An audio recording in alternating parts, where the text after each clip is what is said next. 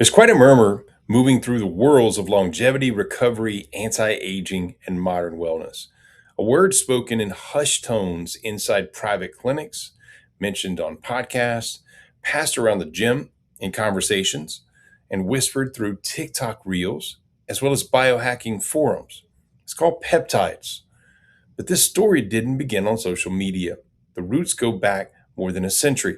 At the turn of the 20th century, Hermann Emil Fischer, often called the father of peptide chemistry, first identified and described the first peptide bond, the molecular link that joins amino acids together.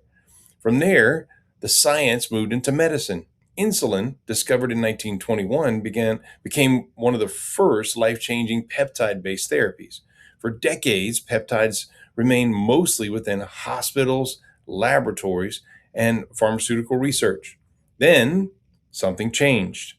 In the last few years, they've stepped out of the shadows and into the spotlight. Today, names like BPC 157, TB 500, CJC 1295, and Ipamorelin are no longer confined to research papers. They're being discussed by athletes, wellness clinics, longevity enthusiasts, and everyday people looking for faster healing, better sleep, muscle recovery, fat loss, and even age reversal. Some call them the future. Others call them the Wild West. And somewhere between science and speculation lies the question everyone's asking. Are peptides the next great breakthrough or the next great risk? In this podcast, we step into the darkness to find out. Hello, everyone. I'm Cameron, and today I'm here with Dr. Chris Korme. Today we're going to be talking about peptides. Hello, Dr. Korme. Hi, Cameron. At their core, peptides are short chains of amino acids that are essentially tiny fragments of proteins that act as messengers inside of our body. Some help regulate hormones, healing, inflammation, sleep, and metabolism. Before diving into the trend, it's important to understand the science at its most basic level. So what exactly is a peptide, and why has it become suddenly such a major topic in health and wellness? It's really interesting about the human body. You know, when you think about these peptides, right? They're in place so that other processes throughout the body can work. So some may be linked to getting pain resolution. Some may be linked to helping with energy. Some may be linked to helping with a particular organ function. And what ends up happening, your body should be producing these particular peptides, but for whatever reason or another, it stops producing them. And so whenever this happens in the body, all too often, people come in and want to just put those into your body instead of actually making your body produce those again, if that makes sense. Yes, sir, 100%. Many people don't realize that peptides are not entirely new. The human body naturally produces these, as you just said, countless of peptides every single day, from insulin to signaling molecules involved in repair and recovery, like you just stated. The confusion begins when synthetic peptides enter the picture. So what is the difference between the peptides that our body naturally creates and the synthetic ones that people are now using? Again, there's so many different analogies to this when it comes to conventional healthcare. You could also think of this, I think the more common analogy I could use would be hormones, right? So your body produces its own hormones, and you should produce those hormones on demand as you need them, right? So when you stop producing those, there's some reasons why that happens. And instead of fixing those reasons, conventional medicine just dumps synthetic hormones into that person, which makes that person's production centers even lazier than they were in the first place. Yeah. The same is true with peptides. So that's why we're not a clinic here that's recommending all these peptides for that reason, because we would rather your body we'd rather stimulate your body's production centers of peptides and make sure that those peptides are functioning properly so your body can feel better. Yes. So an example would be, let's say somebody comes in with pain, and if you go to see somebody who does peptides, well, they'll recommend a particular peptide for you to take. And maybe over time of taking that peptide, it helps with your pain, right? But what's truly happening is as you're getting that peptide, those production centers of peptides in your body are saying, well, we don't have to produce those anymore. So we're different here at our clinic because we actually help the production. So somebody will come in with pain, and we'll do something within 10 minutes or 5 minutes or 2 minutes, and their pain is gone, or their pain is diminished in half, right? And that's a sign we've sparked up all these different things that would help to decrease pain.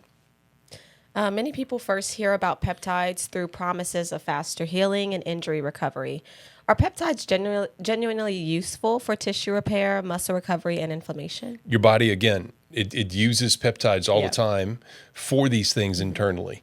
I'm just going to keep saying the same thing, and I apologize for sounding like a scratch record, but it is what it is, right? Your body needs to produce these, right? So the longer you're taking something externally that your body should be producing, your body says, well, I don't need to produce it anymore.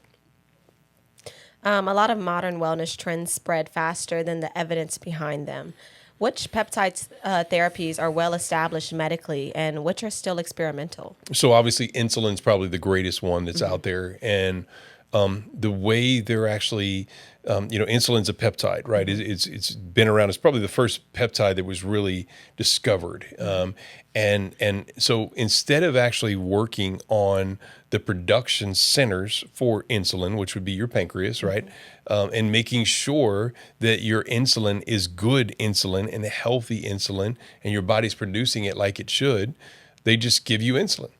And so your body says, well, hey, those production centers internally say, I don't have to work anymore. And so in my opinion, it's not the proper way to manage that particular condition. And we have a completely different model. Again, I just want to make sure I'm clear. Insulin is a drug, right? They've classified it as a drug. So, with my licensure, I don't have any jurisdiction to recommend or not recommend a drug. So I want to make sure I'm not a medical doctor. I am a chiropractor by trade. We are very advanced on the things we do and do some very high level things that Joe Blow chiropractors are not doing. But when it comes to, insulin, for instance, I'll bring it back. If I had my choice, if I personally had a problem with insulin, I wouldn't just jump on taking insulin because I would hinder my body's ability to produce that proper insulin. So our approach is much different when it comes to those things. One of the first things that surprises beginners is that many peptides are injectable. Why do you think that the most popular peptides are given by injection, and what does that mean for safety? In an industry that's not really regulated when it comes to these things, I would be very careful out there of who's giving you what and where you're getting it from.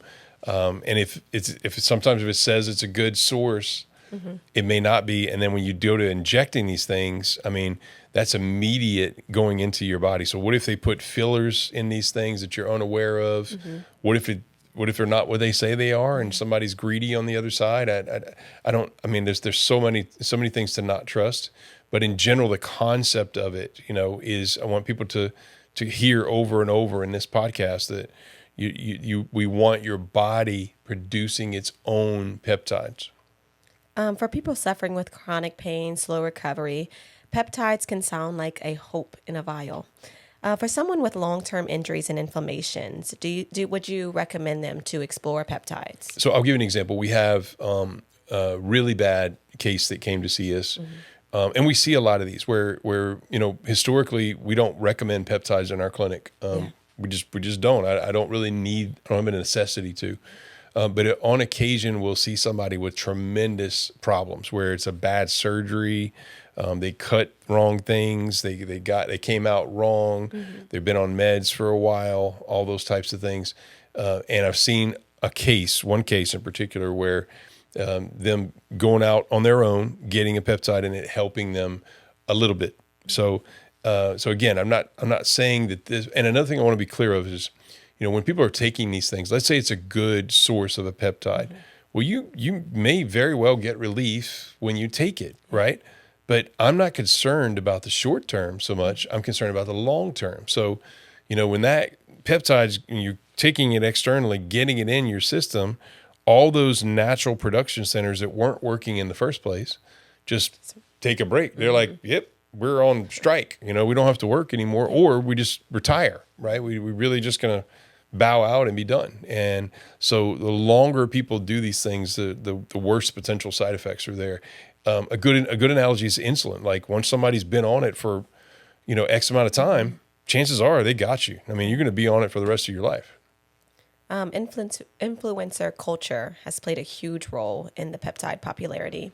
How much trust do you think that people should place in influencer testimonials and their dramatic transformation stories? There can be some good with influencers, and there can be some bad, just like anything. So unfortunately, for a lot of people online that don't have an existing practice, this actually, I hate to even say this, but it could go for certain doctors too that are online outside of being influencers, that are just pushing a particular product. And maybe they don't even have a clinic. Maybe they really don't have any idea of how these things can have effects, but they're making a profit off of it. Or maybe they think they're doing good, but just don't know the detailed science behind the things that I'm saying. And I think if they did understand it, they would think differently. But people just, again, need to make sure you find the right person, the right doctor, especially, that you can trust. And I feel like that's what we're doing for people, is kind of steering people in the right direction and just making sure, if I wanted, could I profit and have a massive profit center on peptides? Absolutely, but I don't on purpose, because if it's something that I feel is not good, then I'm never going to recommend it. It just is what it is. Sometimes the body will send signals that something isn't right. For someone that's already taken peptides, are there any warning signs that they should just stop taking them immediately?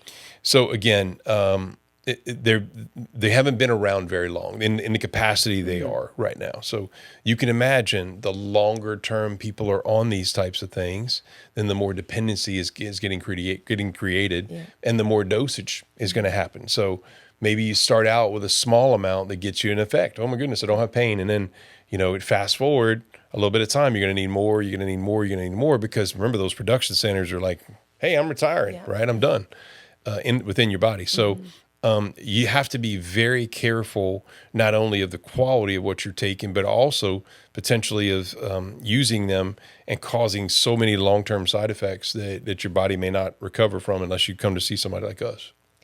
And lastly, for anyone listening who is cautious and curious, is there anything that you would say to them regarding peptides? Yes. So again, as I've mentioned many, many times in this podcast, we would rather connect. I want you to think of all the different parts of your body that are producing peptides right now, that are in your body. We would rather make those parts, connect those parts to your power center, to your brain, make them start working more efficiently. And that's why we have, it's hard to believe for people, but if you come to our clinic with a 10 out of 10, we see it all the time where people go to a 0, or they go to a minimum of 5, right in front of your eyes within 10 minutes of making very specific corrections. That's, to me, is much, much better in this route of keeping your body healing itself like it's designed to do. It's designed to heal itself. It's got self-healing built inside, but you got to learn how to turn things back on. God provides the resources. This is an amazing God-made body that heals itself. We don't do any healing here, but when you do the right things, the body just does as it's supposed to do. So God designed you to produce all these peptides. God designed you to produce all these hormones. God designed you to produce all these anti-inflammatories, antidepressants. That's how this body's made. There's so many more things, and when all those things are working right, everything functions better and the person feels better. Well, thank you very much, Dr. Korme. That does conclude our talk for today. If this podcast spoke to you, or if you feel like you have family members or friends that have these types of conditions that could benefit from this particular technology, then all you need to do is become a Body Chargers member or tell them about Body Chargers. Remember, it's our community that I created to help people at home with the best technologies in the world to be able to help you to self-heal your body at home and maximize your self-healing. So go to Body Chargers, become a member. That's the easiest way to get this done. And we look forward to serving you and your family. Also, if you want a higher level of care, we have the Nerve Health Institute you can always come to. That's our clinic where we have higher level services here to be able to help you. So I hope you enjoy, and we look forward to serving you and your family, and look forward to our next podcast.